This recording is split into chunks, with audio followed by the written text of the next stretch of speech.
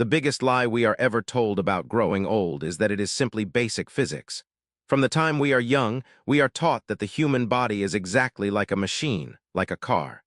The logic seems to make sense. If you drive a car long enough, the parts experience wear and tear, the engine inevitably rusts, the gears grind down, and eventually the whole machine just breaks. It sounds perfectly rational. But from a biological standpoint, it is completely false. Think about it. A car cannot heal its own cracked windshield. A car cannot magically stitch its own shredded tires back together after running over a nail.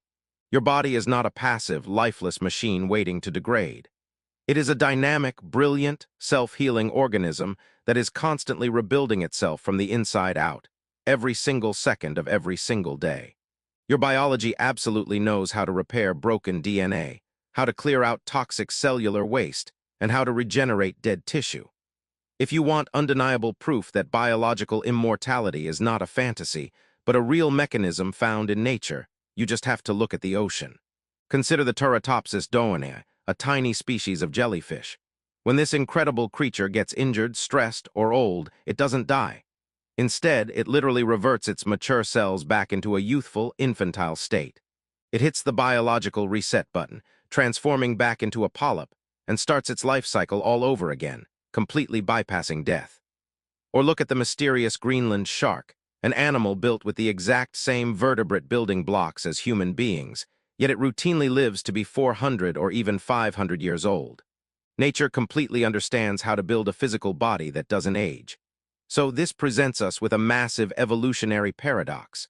If our bodies are capable of self-repair, and if natural selection's only fundamental goal is to maximize our survival, why did evolution actively and deliberately turn off our repair mechanisms? Why did nature engineer a self-destruct sequence right into our DNA? To understand that, you have to realize that death by old age is actually a genetic invention.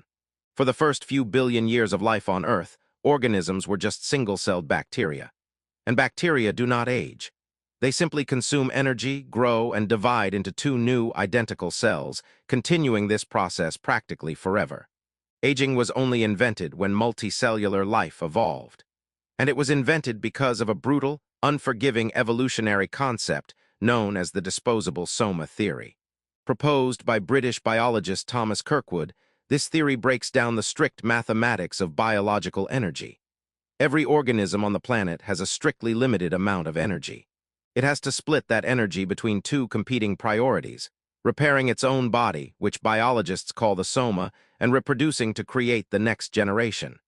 Evolution forces a ruthless trade-off. If an animal spends 100% of its energy perfectly repairing its own cells, it could theoretically live forever.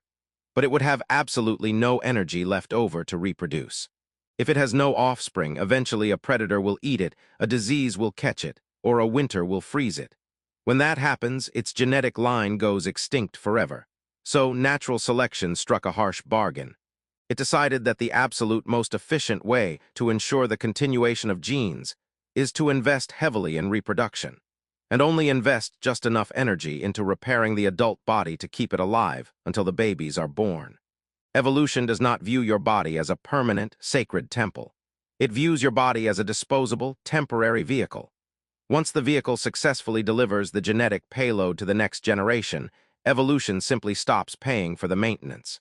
Biologists call this terrifying concept the selection shadow. Natural selection is the most powerful force on Earth, but it is entirely focused on getting you to reproductive age. If a genetic mutation causes a fatal heart defect in a 10-year-old child, that mutation is violently and immediately scrubbed from the gene pool, because that child will never pass it on. But what if a mutation causes severe Alzheimer's disease at age 80?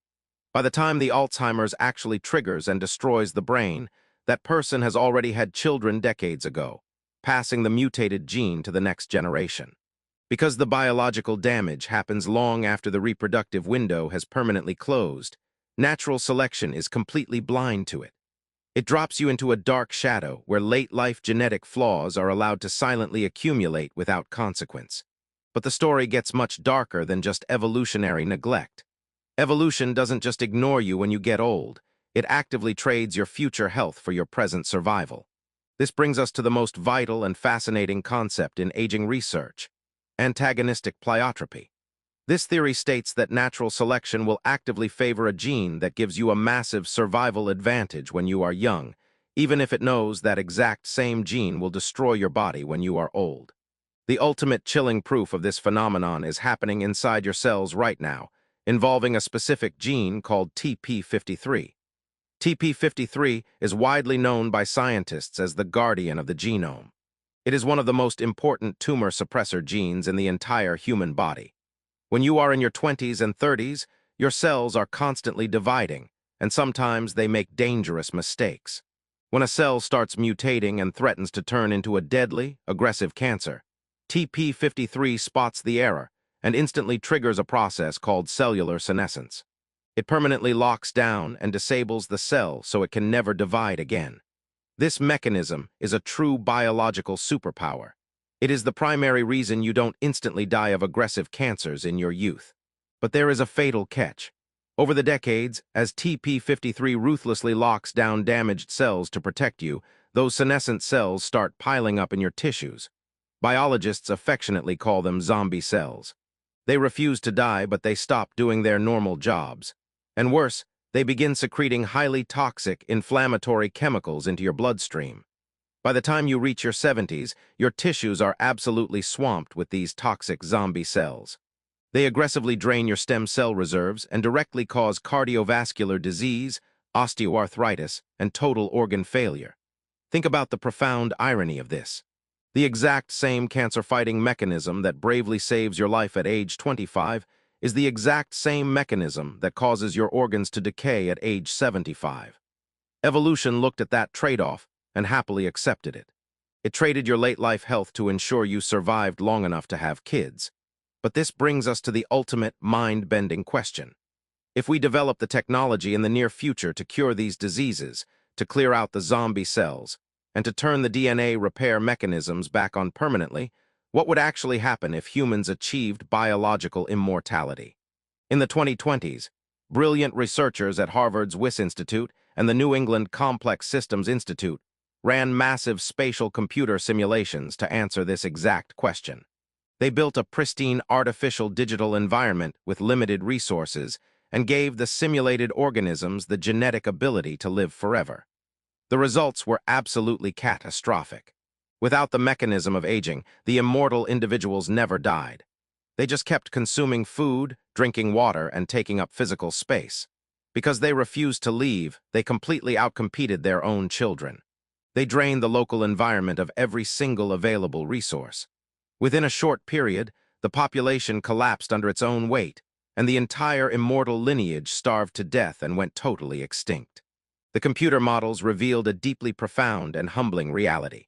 For a species to survive long-term in a world with limited resources, natural selection must strictly enforce an optimal, limited lifespan.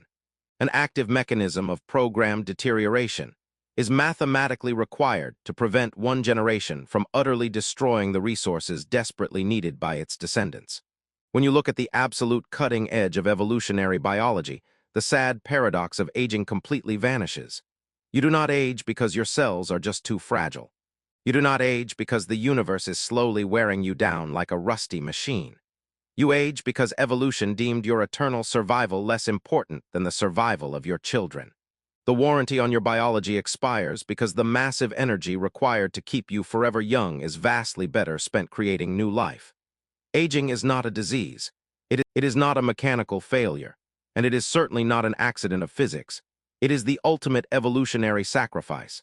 Our bodies are intentionally, beautifully designed to fade away, stepping aside so the next generation has the space, the resources, and the chance